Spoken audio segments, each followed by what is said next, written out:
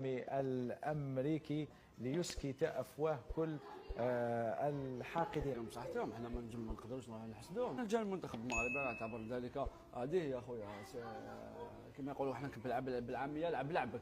في كل مره ياتون بمنتخب مشكل من نجوم ينشطون في اوروبا، وفي كل مره يسقطون في ادوار متقدمه. منافسه كاس العالم هي منافسه مغايره تماما. منتخبات تكون حققت نتيجه جيده سواء خلال كاس العالم، نشاهد انهم يسقطوا مباشره في فخ انهم يكونوا فوق سحابه ان صح التعبير.